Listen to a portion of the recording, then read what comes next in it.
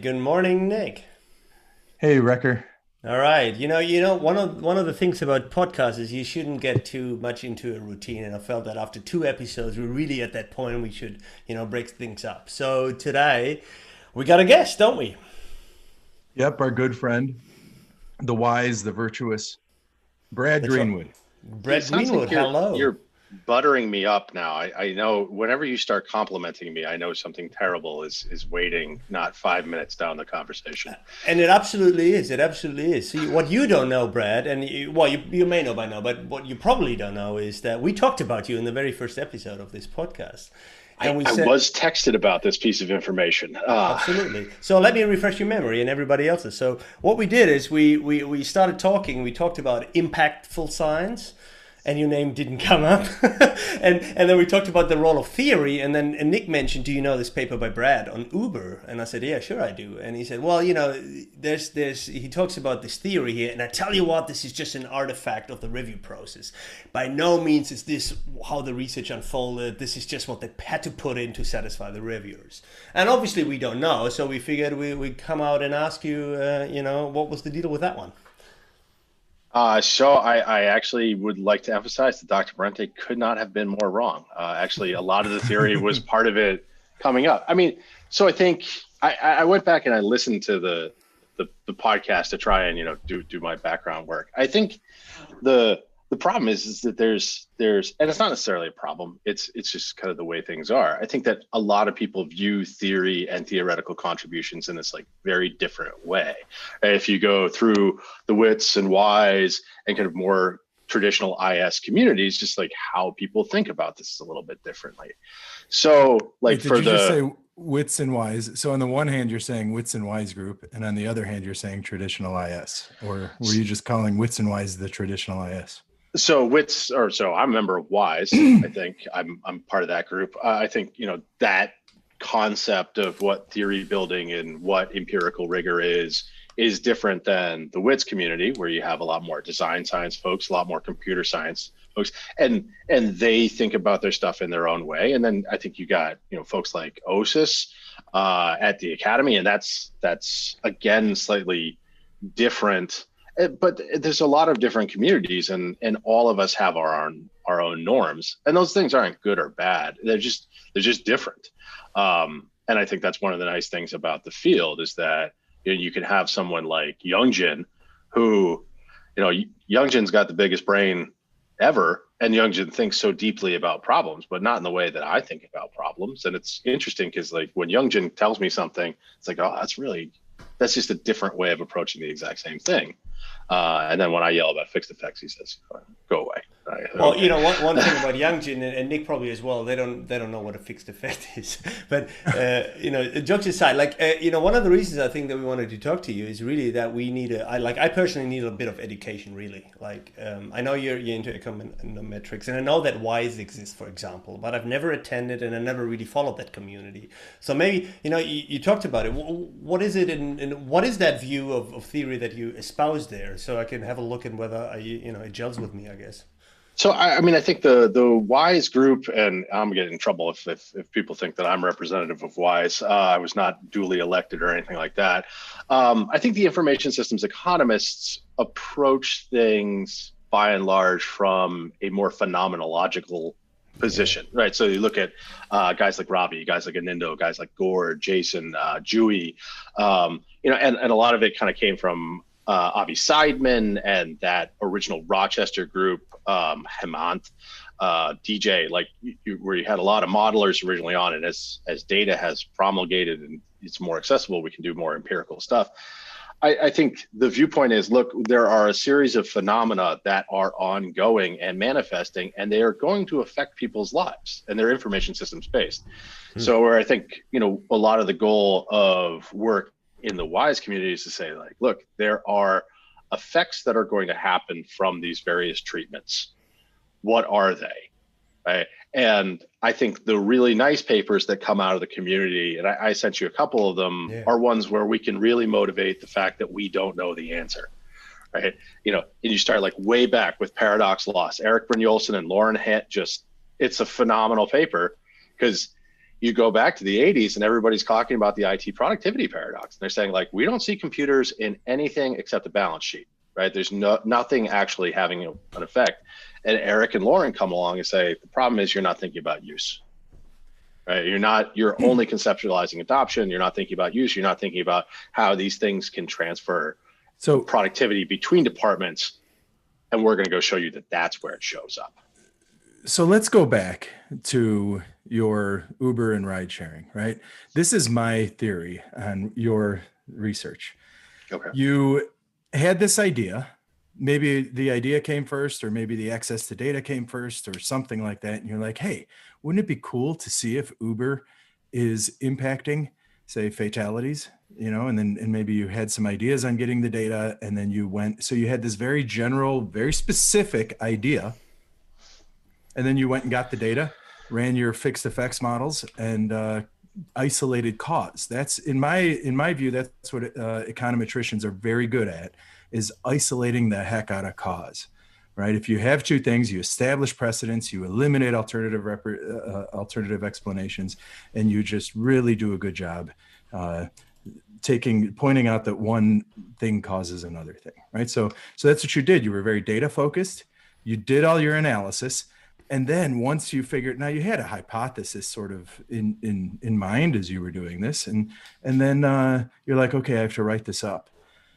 And that's where the platform and the rational choice theory came on, right? This is not the base that you were coming from. And then you decided, I'm going to go test this with Uber in California. That's true. I did not wake up. I had the idea for the Uber paper while I was drunk in the back of an Uber, and texted Sunil. How many the next people day. can say that? There you go. Imagine it's a pretty common realization, but you're right. I didn't say like, I really want to test availability and rational choice and how those affect platform economics. I think one of the things that Ritu drilled into my head as a child, when I was but a wee doctoral student so many years ago, was that like all papers need a thing that you don't know. And so a lot of what I spend time trying to do is figure out where the lack of a priori expectation is. Because like you say, like Uber comes to town, drunk driving goes down. You put 6 economists in a room with a case of beer, they're all going to say yes. Like there's not going to be any disagreement there. Yeah. But if you say why, I think then that story gets a little bit more muddy. Like, is it just the cost saving aspects that come along with UberX? Like it's very widely available and it's extremely cheap. Or is it just the availability of a service? Are people willing to pay a price premium? Like, would we see this effect with Uber Black? Right. Yeah. And that's where we tried to manufacture that kind of lack of a priori expectation, is to say like, look, there's all this literature on how these platforms work, but it doesn't tell us about cost, about availability, whether those two things need to be coupled. What happens when costs go away, right? Like when we are likely to see surge pricing, do you have persistent effects then? Like those are all things that we don't know. Yeah. And that's, I think, the approach that I try to take, and I try and convince my doctoral students to take too. See, what I find really interesting here is that you call it out to be phenomenological research, and it's funny that you mentioned that, because when you sent me these 5 papers, and which I frankly and utterly loved, loved every single one of them. I thought they were brilliant pieces, and I thought, wow, that is really cool. I call it problem-driven research, right? So they see a problem out there. So, does Uber affect fertility rates? Does broadband in schools, change attention span of students? Very obvious problems, and someone goes out and finds an answer to them, right? See, so I completely agree with you there. The funny thing that I wanted to bring up is that all this idea about phenomenological and problem-driven research, normally it's sort of reserved for people that sit in inductive camps, in exploratory, qualitative, fieldwork, theory generating type of research, right? It's not necessarily a thing that most people would associate with econometrics, don't you think? I mean, I don't know. I think it depends on like how you view the problem. Like, so like Rodrigo's paper, like Rodrigo, Pedro, and Rahul, like that. I love this paper because it's like, for those of you who don't know, it was in Management Science in 2014. They were looking at broadband adoption in school, which is a huge argument like that people are having. Like, when we put internet access in schools, right? It increases access to information, but it also is distracting to students. And, they find with some caveats that this can really be a problem, right? And I think that's just, I mean, I don't know if inductive camps are the only ones that do this kind of problematizing, but you're trying to find, a question where you have good data, and then can we think like really, really cleanly about like why people don't know the answer, right? And I think that that's a problem just in doctoral training a lot of the time, is that people don't step back and say like, don't take the time to explain to the reader why their stuff is interesting, right? Like as an editor, that's one of my big gripes, is that like they say, I have great identification and great data, therefore you should publish my paper. It's like, yeah, but I already knew the answer, right? You're saying that like, we've got 30 years of lit that says the answer is between 3 and 5, and you're showing me that's 4.2. All right, I believe you. But like, what am I learning? Yeah. So first off, I have to do a side note here. You're using the word phenomenological, right? And what you mean is phenomenon driven, something like that. And that's what I think econometrics is, right? It's phenomenon driven. You find something interesting happening, and then you do cause, right? Phenomenology is a branch of, say, social science or philosophy that talks about the subjective interpretations of humans. So, or maybe we use the word phenomenological in two different ways, and one is the philosophical way, and the like Husserl and others, and then one is the. But it's all about subjective. I knew I could count on you, Nick. Jan and I are having this nice conversation where we're building bridges, and you want to hit me with a normative argument. Not only that, but I'm going to tell you what the problem is. Make me feel bad for using words wrong. So we'll talk about broadband, right? And I don't want to make you feel bad. I just want to point out that even that, right? Even the word. I imagine you get a bunch of economists in a room. They use the word phenomenological. They mean what I would call phenomenon-driven or something, and no one would have a problem. I think there are different languages, right? And economists have a worldview and a language that those of us who aren't economists, don't. It's separate, languages, I guess. But this is the way I look at it. So when you look at economics in IS, there are two groups. There's like the empirical group, and I'd put you in that group, and then there's the modelers, right? And they have yet another view of theory, because they think theory is, something.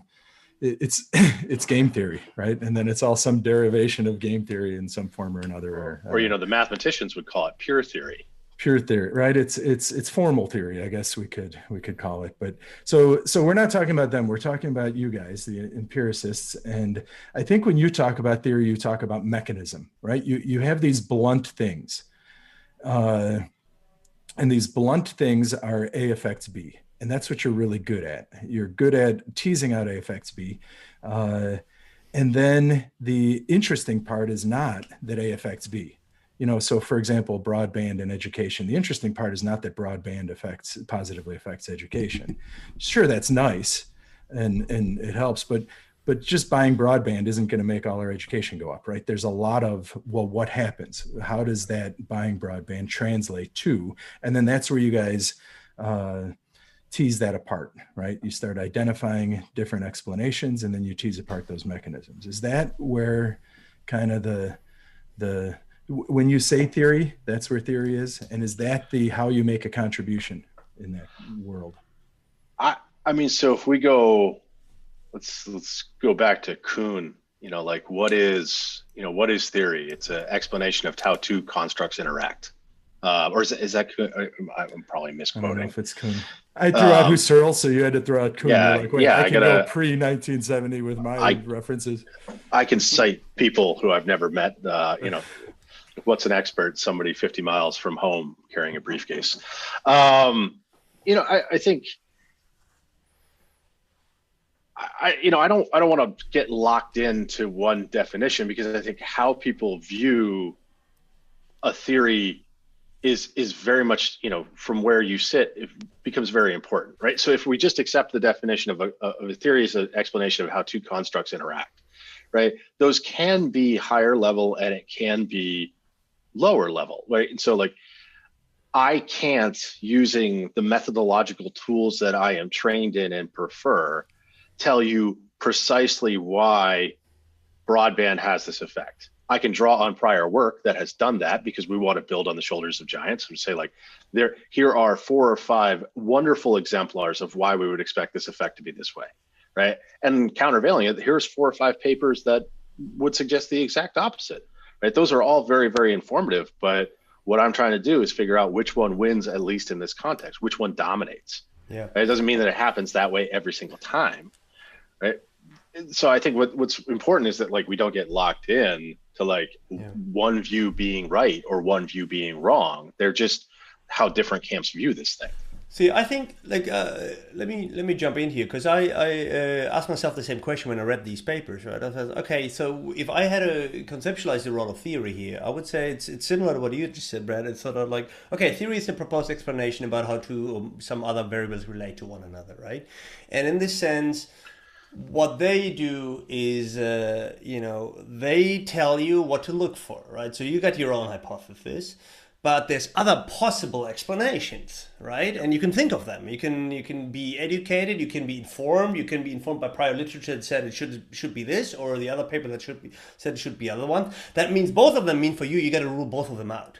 Sort of like, ruling out all the alternative hypotheses as much as that's possible, right? And then in the end, by discrimination, the one thing that still stands is the winner, and that's the theory that's most likely what's the mechanism that's going on.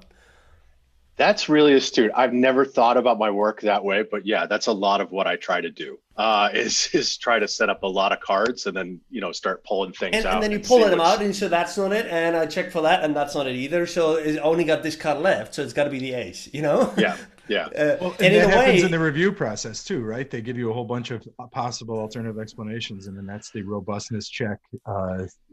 The hamster wheel that you have to be on in review processes, right? Well, yeah, the review process is always fun. I mean, I will stand by the review process. I have never had a paper go through that wasn't remarkably better at the end of the day. Yeah, same here. By and large, that's I would. I have that too. Yeah, I've had papers that got worse. Not so much first revision; they get better. First to second round. Maybe second to third round. Anything after the third round, they that's get right. marginally better, and I've had them get worse. Absolutely, right? There's a tipping point, and that sort of, and that's what good editors do. They realize that, and then they're going to stop that because they realize it's going to go downhill from here. But that's Nick. Just a quick follow up on that, Nick. Do you mind telling me who the editors were on those papers that got worse, just so I can avoid them in the future? Probably naming names. All right. No, I want to do this, Brad. I want to get into MISQ from an economist, right? Because I've actually, as an AE, been involved with a couple of econometric papers, right? So it's cool. And I brought on people like you as reviewers. You might have even reviewed one. And I saw this and it's interesting to me because it's not what I'm typically involved with. But spell out to us what the typical process is, because I have my what I think happens. And then tell us because I think they just run through robustness checks, hamster wheel, and I think they tack on theory. They throw a resource-based view on the front of their phenomenon-driven study, and it doesn't fit because the review process forces them to put some sort of theoretical wrapping on it that no one wants to because they want to do a fixed effects. So I want to make sure that I understand the question. So what's the process of building an empirically kind of a more wise paper, or what really happens in the review process? You send it to MISQ. What really happens? So I mean, it obviously depends. Why? Like it varies widely journal to journal, and it varies widely based on who your editor is. I mean, and how they construct a team. So and I think that all the SEs at MISQ are great.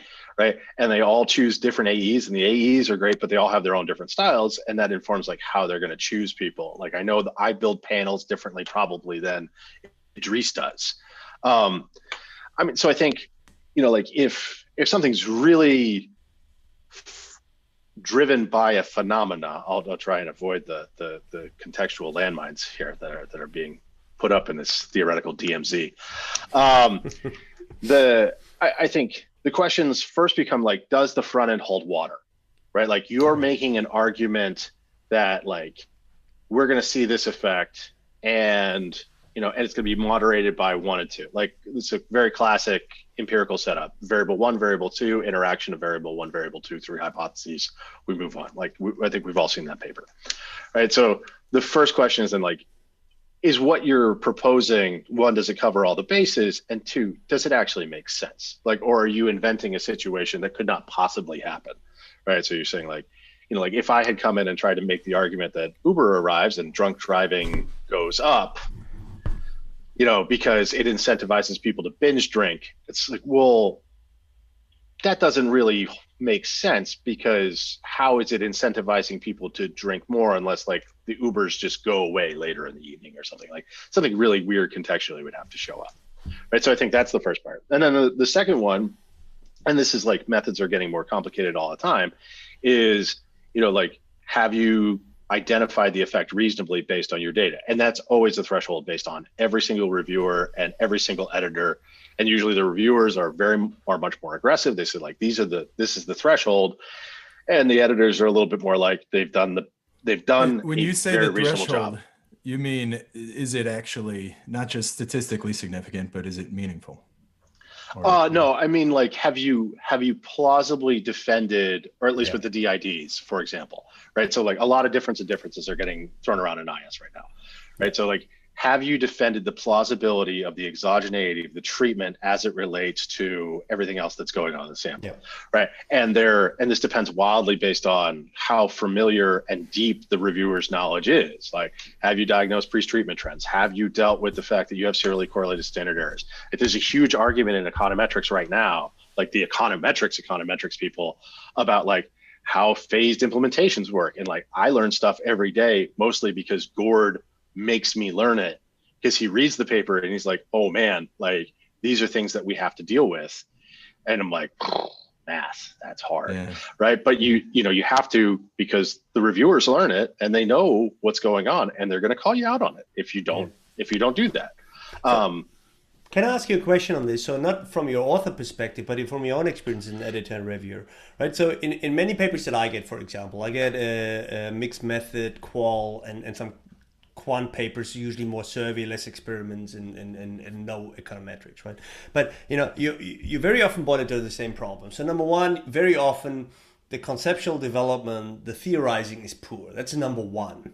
Yeah, in qualitative work, there's often method problems, typically around the analytical procedures. They're very opaque, they're very generic. You don't know a thing about what they did from their, gazillion interviews. You have no idea. If I don't know how you did it, I'm assuming you did it wrong. Well, it's sort of like, that's usually a problem that comes up. First off, like these two things, if I had to boil it down to two things, and I'm, overlooking a lot of them, I would say, number one, the theorizing is weak. Number two, your methods are unclear. Boof. Right? Is it similar to, like, I wanted to ask you for an econometrics paper, do you have more often the problem that you just said the front end doesn't hold up?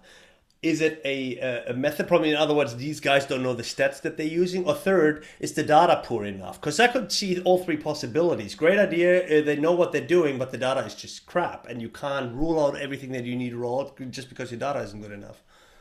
Yeah, I mean, it always depends. I mean, and it depends on who the panelist is, and the paper, so I think there are no papers that are perfect. Like that's, of course it doesn't happen. So, the question always is like, are the flaws fatal to the understanding of the phenomena? And that's always a judgment. Like, one, have you proposed a reasonable lack of a priori expectation, right? Or at least like taking the time to show a whole in extant work, right? Where like, we're not really addressing how this particular thing happens. And then like, if you've done that, conditional on doing a reasonable job there, again, a judgment call. It's like, okay, have you showcased not just the benefits of your design, but also the flaws in your design, and then taking the time to explain like why those flaws might or might not affect the answer, and if so, how? Right? So like, I think, Sam Ransbotham and Eric Overby are two of the best at doing that in the business, right? Of like very candidly going through their work and saying like, these are the potential flaws, right? And this is how it changes the results, right? And I find like, as an editor, like if you're more open about those things, it's way easier than trying to hide them. Nick, you got to jump in here. I think that's a problem. Like most people would still try to shy away from disclosing their limitations. If you read most limitation section, they give you the standard spiel on whatever you find in the textbook. So no one comes out and says, this is a problem and this is a real problem and this is aspect of our data is really, really crap and so forth, right? So I don't think that sort of disclosure is a mentality. I love the generalizability bullshit, right? That people have to put on every one of their papers. Well, this is only generalizable to. There is not a single paper that any of us have written or will write that is actually generalizable, right? Use that word, generalizable. It's able by some innate characteristic to be. No, now we can take those and through logic we can apply them, so we can do generalization. I can look at Brad's Uber his Uber in California doesn't even hold for Uber in California a couple of years later, right? For Lyft as they go to California. Why? Because Uber's there, and whatever else, right? It doesn't hold in Texas because it's a different situation, right? So what you need to do is in the act of generalization, take what you know and construct that, all right, based on my logic, based on what I know, I think it should hold here. So there's no innate characteristic of generalizability from time across samples, across populations, right? There's a Tsang and Williams paper back in like 2012 or 2013 in MISQ that does a reasonable job making this argument. But the thing I take away from it is that, this generalization ritual that we have, which is these findings are only generalizable to blah, blah, blah, is a little silly. And that seems to be the big limitation that everybody has. One that anybody trained in scholarship should know. Yeah, anything we do is by Hume's original, I'll stop ranting, but Hume's original problem of induction was basically that, you can't really logically defend a generalization.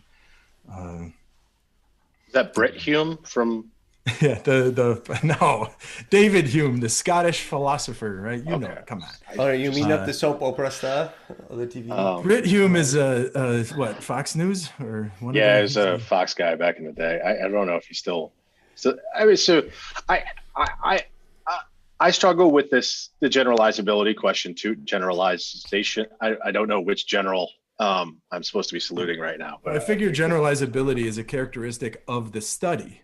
Generalization is your action. And we all are generalizing constantly from our actions, right? We're constructing generalizations. Generalizability as an attribute of the study, I think is a problem. So I think that when reviewers, or I think editors ask the generalizability question more than the panel does. I think when reviewers usually ask it, it's kind of one of these throwaways because they've already, developed a list of things that they're worried about with the paper, and we're kind of filling it out. And that definitely happens in the review process. You're like, I'm at 1.7 pages. Let's get this to a clean 2 and show that I put the effort in. I think whether or not findings generalize is a reasonable question a lot of the time. And I think Jing does a really great job of trying to think through these problems. Jing Gong is co-author of mine. Because some people will say oh, you're studying this effect in China. Does this generalize? And you're like, okay, you got me. My effect only generalizes to 1.4 billion people, right? Which is kind of the cheeky response that Gord likes to give. But it's also worth thinking. It's okay, well, could we replicate this in the United States? Well, there are let's put some mental elbow grease and think what would be the barriers? Changing incomes. The people are far more concentrated in cities, and there's a far more rural population, as you head west in China. Is it going to be representative of the exact same dynamics? And again, I'm trying to draw on stuff that you do, and the other folks who are more in the weeds and say look, these are the characteristics of this location. These are the characteristics of this location. I see no reason why it wouldn't, or these are the things that might stop it. Yeah, right? Which is why I like to think of it less of a generalizability thing and more of a fertility thing, right? If your study is limited in generalizability, which it is, then often that's really good because it makes it Yep. fertile. It makes me think about how, why, or why not it might apply to this other thing here, right? So Yeah. Uber drink driving in Germany, for example. I was like, hang on, it's sort of quasi illegal here, and then I can start, automatically start theorizing how it might be different, and that might lead me to also collect some data and write another interesting Wait, paper and what's so forth. quasi illegal in Germany? Well, like when Uber came up, it actually got banned for a while, right? So they got this thing, basically a regulation for taxi licenses, and they applied it to Uber, and they said, well, you don't have this, the German word for a cab license, and therefore you can't actually do what you're doing. And it was, don't quote me on this, but it was stopped or halted at least for a couple of years, and now you see it in some of the major cities. But not to the extent, not even comparable to the extent that you see it in the US or in Australia or anywhere else. You have right? other ride sharing things that came up like blah, blah. Yeah, we had other things and so forth, right? So, it is clearly a different setting. For one thing, the legal situation is different. And so what I mean is the lack of generalizability is often a very fertile thing, which is actually what we want. So and if you think about it this way, then generalizability questions are not part of your limitations. If at all, they're part of your implications. Because then you can start thinking about, of course this is bound to my context here. Of course it's going to be different from China to Europe to the US and so forth. But now let's think about it for a second and then try to, we can structure it a little bit. And we say, well, for one thing, we might have to look at the legal. So legal might become a variable next time around. And then, I don't know, socioeconomic status or culture or whatever else, right? And all of a sudden I am what you just said generalize already. I'm already rationalizing and building my next theory that I could go out and test. So it's a good thing. That's what I'm saying. That's clever. I like that. I've never thought about it that way, but yeah, definitely. And I think that's also what we tell the doctoral students. It's like every limitation, frame it as an opportunity for future work. Like this is the issue. This is how the next great scholar is going to solve it. And that might be you, and you cite yourself as a reason to do your own work, which, that's. So I think there are three things to theory that are super important. And what we're doing is we're finding out that, Brad, in your econometric work, the mechanism, the explanation, right, is super important to econometrics, although a lot of your analysis is identifying cause. You're telling us that the identifying, isolating causal effects are not enough. You need to unpack the mechanisms. Yeah, I'd say so too, actually. Second is people are beating them up about generalizability and really thinking through generalizability and when can I, abstracting it up and thinking about what matters in different contexts. That's a move in theorizing. Now, the third element of theorizing that I think is interesting is attention to the cumulative tradition. And you have a paper on abandonment, right? Which, by the way, is a beautiful paper. And thanks, man. It's really well done. And I think that whole idea of, in healthcare, it's super important, that whole idea of abandoning projects to, as new technologies come along, not abandoning projects, but abandoning technologies with new technologies is a topic that we don't discuss. Now, what's interesting is if you go back to the 80s and 90s, there was a literature on project abandonment, right? Oh, the knee deep in the bit deep muddy, this escalation theory. Well, that's escalation. So that's okay. There, but there's actually project abandonment too. Yeah, so there's a couple MISQ papers. I don't even remember them. I don't even know if they're any good. But what's interesting is you are just like, hey, we're not going to attend to it. Abandonment is something people don't pay attention to. We go on. In our world, the reviewers would say, what are you talking about? That is like the first thing that would happen in a review process is, what do you mean there's no abandonment? Look at this and look at this, and you have to attend to this. And they beat you up on, so you can't say the cool thing you want to say because you need to go read a bunch of stuff from the 80s and 90s.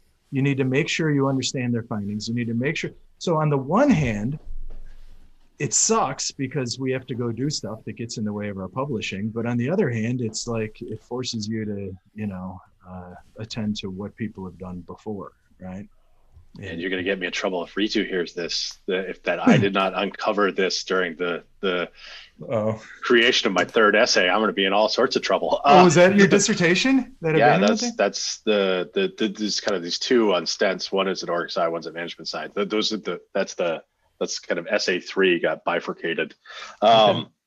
No, I mean, I think that there is a view of the importance of the intellectual tradition. I think it's a little bit more scoped in a lot of the kind of IS econ space, like in that, like, you know, I mean, like, Seth and I have this paper at ASQ, which if you ever get a chance to work with Seth Carnahan, I strongly encourage you, because he's the most thorough co-author you can ever have. He will rewrite the paper at least 6 times, just like top to bottom. Be like, we need to reframe it this way. And he's going to get every single paper like that's in that spot. Like, Seth is super thorough.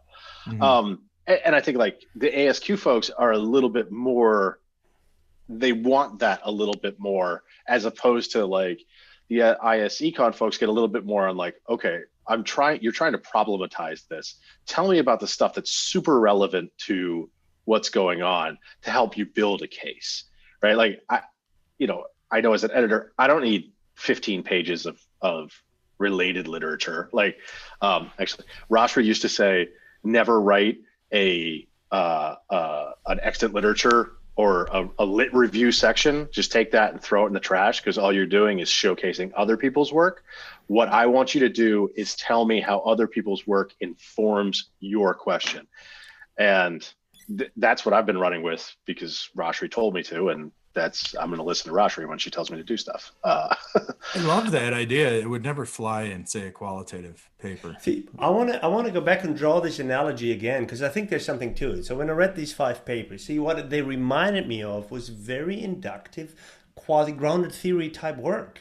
In the way that these papers are constructed, they start with a phenomenon, a problem. Very often, they basically make the argument, well, we don't know enough, or we don't know anything about this yet, but it's really relevant, you got to look at this. And then, because they don't have this cumulative tradition, that's the entire point of being inductive, they basically jump straight into method, which is what these papers also do. They don't bullshit around for 10 pages in looking at all the other theories that some guy at some stage discussed, and then they construct that data set, they look at it, and in the end, out comes the theory, just in the same way that in the econ paper, in the end, you tell me, yes, through discrimination, what the mechanisms are. You looked at all possible ways, you looked at all the way, and the only plausible explanation for what you've seen or what you've demonstrated is X, which in a way, isn't it funny, is the same thing that a very qualitative inductive study would also do. And then you discuss what the implications are maybe for other streams of literature out there, at the back end of the paper. Yeah, I mean, I think like Jason and Nindo in the HIV Craigslist paper, like that original one, they do that perfectly. Like, is a real, like, stripped down, like, look, this is a problem. Everybody talks about how platforms can facilitate relationships. That means it's going to facilitate long-term relationships and short-term relationships. So, like, not just, miss right, but miss right now. And that's a real problem, because we don't know if these platforms are facilitating the solicitation of casual sex by people who are more likely to have STDs, right? Because we know people who engage in casual sex are more likely to be carriers, right? And this leads us to a problem, like, because they could be hooking up with each other, or you could actually be growing the overall pie of HIV that's out there. Like, and there you go, you have a you don't know. So let's figure out if that happens, because that has huge implications. So this is the argument against econometric studies from people who are, kind of, as we talked in our other conversation record, we talked about theory fetishism, right? Yeah. So these theory fetishists that want to see theory, and I've talked to them about econometric studies, and their idea is, well, these econometricians, they just run around, get data sets, and then write papers on the data sets. And the problem is that at a certain level, anything they're saying is and I don't know how they would construct the HIV AIDS one, but it would probably go something like, not the Craigslist AIDS thing is, well, Craigslist is just a, communication technology or something. And when you introduce communication technologies, you get, say, anonymous communication technologies or anonymous interaction technologies, then you get, more bad behavior or whatever. They would generalize it up, find something going back to a study of early 20th century where people came to towns and when you did something, then they engaged with prostitutes more or something, right? And they would say, this is just an instance of that previous thing. And if you would read, you would know that would happen, and it's pretty obvious, right? So the argument is you can't just get data sets and pretend that your findings from the data set is now a contribution to knowledge. That's the argument against, right? So I do think that there is some merit in that argument. I don't think it's a meritless argument, right? And I think a lot of the times, I mean, I've been accused of destroying the field many times by more theoretically inclined folks, which I'm going to ask later why you hate us so much. All we want to do is run stats. But like, I think this is why, problematizing your question is so important in research, right? Is stake, like Jason and Anito sit down and say like, okay, why is HIV going to go up, right? It could go up because you're facilitating the connections with people who are not part of the affected patient pool. But it's actually very reasonable that doesn't happen as well. Like the electronic trace paper that I sent you, it's Sam, Eric, and Mike Jernigan, right? We've talked about the idea of trying to increase auditability from electronic medical records for a long time. And there's been a big push to try and figure out whether or not we can resolve legal issues, but we don't know. Like, you're creating tons and tons of data, right? And we know if you create tons and tons of data, it slows down the discovery process in legal proceedings. On the other hand, now you have those data explicitly, right? So like, what's going to happen? And they find that you have summary judgment way more often, but cases can also get longer. And I think that's where Sam and Eric and Mike do like just a phenomenal job of saying like, this is why everything that happened before, it's really informative, but it doesn't answer this question, right? And why it produces conflicting estimates. And this is how we make a richer mosaic. So that sounds like the rule of thumb is really, you look for a question where very quickly you can come up with two contrasting hypotheses and both are plausible. So that that sets up the entire discrimination thing, that you need to figure out which one is which. So it's not a gap. The problem is that you have two theories that sort of stand eye to eye. Yeah, which is different, for example, from technology acceptance, where you say like, this technology adoption now, well, it probably will have something to do with usefulness and stuff. We know that, and it's very unlikely that it doesn't have anything to do. I'm not saying it's always like this, and there's other things and blah, but this is not a really contrasting situation where you say, well, I don't know, it could be the exact opposite. But what you're saying here is always, well, it could be that, or it could be the exact opposite, and that creates the dilemma that research needs to figure out, because that's a problem. Because, I can do A or, minus A, basically. And that's a problem because I don't know how to choose. That was the hardest thing, I think, about trying to problematize like the Uber drunk driving papers, because it's like so obvious that it's going to go down. Like everybody's going to agree that it's going to go down. And that's where kind of the front end was born, was trying to create a gap, like a thing that we didn't know. And that's a function of being Ritu student. So there are two things I want to do real quick. The first is point out that I think that, the judginess of saying this is not good research or it is good research is kind of silly. I think that if we look at the aggregate of all these studies, any particular study doesn't have to be so perfect. It should just do what it does well. And then what we should do, and Brad, you and I have talked about this in the past, is this idea of, okay, if there are a number of papers that are in the same domain, we don't need each one of them to necessarily attend to the cumulative tradition entirely. We should be able to kind of meta-theoretically aggregate these empirical findings, right? We should be able to do that periodically. Each paper doesn't have to do it themselves.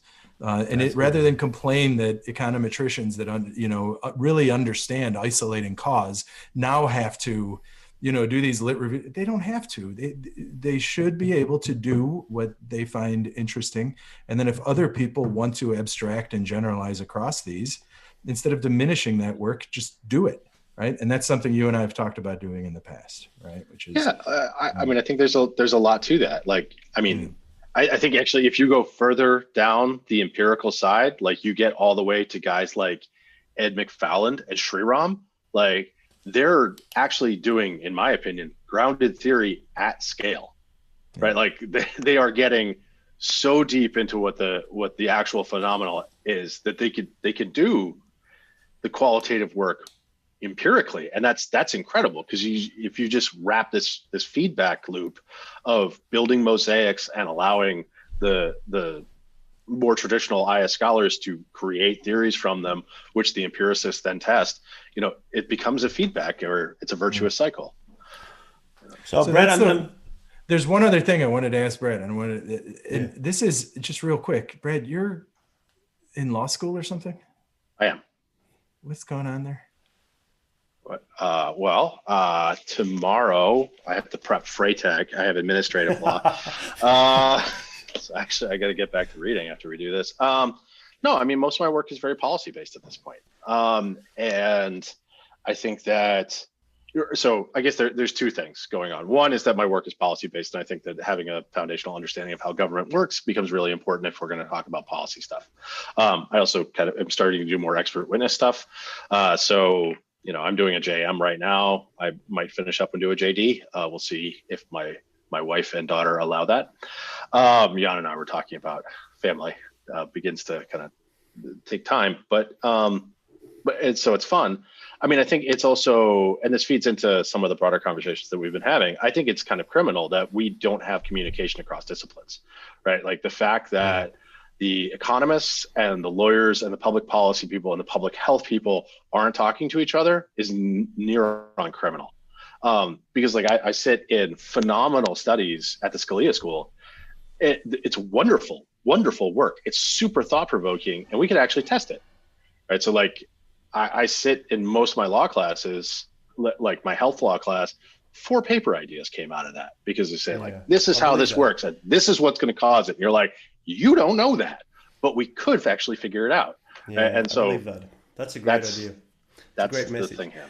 Hey, look, I wanted to confront you with one of these, I guess, prejudices that I hear all the time about people that are not doing IS Econ, about people that do IS Econ, right? So I sort of wrote it down. So econometrics is throwing a bunch of variables into a regression and looking for significant finding. That's sort of like the statement I get most of the time when people that have never done it, or I'm not sure whether they've read it, but that's usually what you come up. Well, it's simple. You get data and you throw it in an OLS.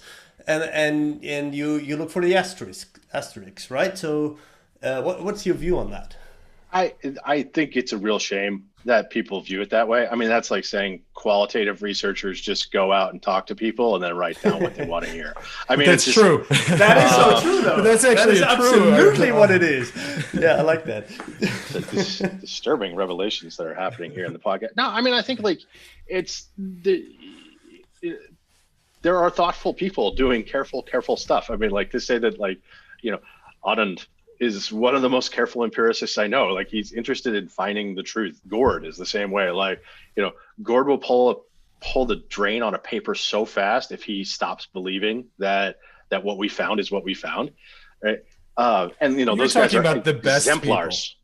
But you're talking about the best people in the field in that.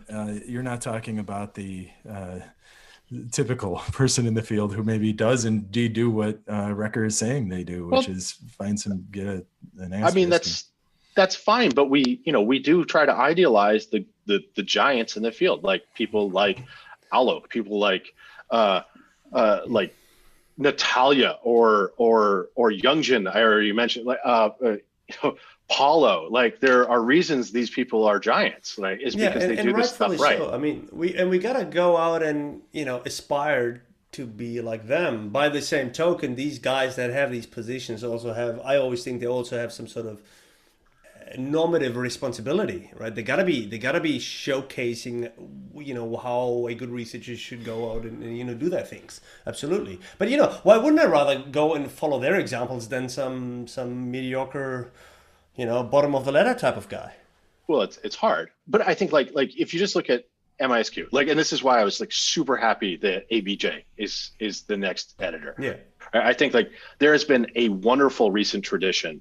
Like, you have Paulo, who's all the way over on Wits and Wise. Like, he comes with us to Skecker, right? He's there all the time. And then you have Aaron, right, who is way more mainstream IS, but like the continuity between those guys is that they have a tremendous amount of respect for what everybody else is doing in the field and have built like a really accepting journal. And I think that's what Samba started to do at ISR. Like, you know, we talk about the dark days in IS when people were going up for tenure with 4 pubs and, you know, ISR episodes, editions, issues.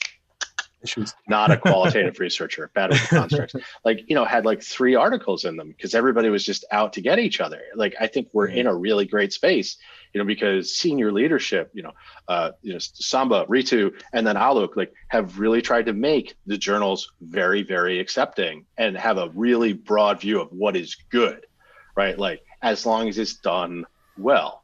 And like, if it's good, if it's good, it should get accepted, and figure out a way to get it accepted. Yeah. Make it a research note. I trust you guys to evaluate my work the same way, like, I trust Corey to evaluate good qual. Like, I think that's like, as long as we're trying to evaluate good work and make it better instead of just becoming didactic and normative about what's appropriate. Like, that's not helpful for anybody.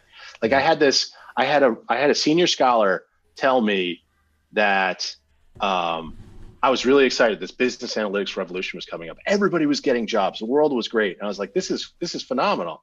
And they looked at me and they're like, why? This isn't information systems. It's just the same thing that they tried to do with online reviews. Online reviews are just marketing. We should be doing what we want. It's like, that narrow-mindedness is going to kill this field. Yeah, that idea of what is IS versus what isn't, right? That's another little debate that, you know, in MISQ, do we accept all papers that are interesting, or do we say, oh, this isn't IS, therefore it shouldn't come into MIS Quarterly? Like, what is that? What do you guys think? What is an IS contribution that we should accept at MIS Quarterly? And even if it's nice, should we reject something at MIS Quarterly for not being an IS contribution? See, you ruined a perfectly good ending. I just felt like this was so ending on a we were going to end, really positive but we have message. To talk about Peloton too. But because Brad's off sidetracked into rubbish. Brad's off racing against Young Jin every morning on his Peloton. Oh, that's an easy one. You know, here we got a strong, you know, busty type of guy, and he got this little guy with these chicken legs. He's fast though. Yeah, but only on the short, the short run probably. So real quick before we finish up, then, what do we reject things at MISQ? Both of you, give me the answer for not being IS. Well, I mean, the paper has a 10% acceptance rate, so yes, papers are rejected at MISQ. That's a true. Not being IS. Oh, that was a different question. Sorry. I will let Jan speak then. Well, I have a fairly inclusive view, but that's probably out of my own history. When I did process management stuff, that was always fringe, right? So I had that all the time. I had papers rejected, desk rejected all the time for where's the artifact here, right? So at that point, I was like, hang on, this is all ISE enough. In recent years, I kind of like what Arun wrote about this being interdisciplinary with a disciplinary focus, and you can construe that in many ways. You can talk about the cumulative tradition, perhaps, right? You could have that central artifact, but it doesn't need to, right? But it has to have something that places in within that audience that it speaks to. I think so. It's more about whether it fits the audience, which means the people that are going to read this. If you write a marketing paper, don't send it to MISQ because the marketing people don't really read it. Right? You know what I mean? So, and that has the advantage of, getting this focus. It has a disadvantage that marketing people will never read it. Right? That's the disadvantage of being very disciplinary focused, I guess.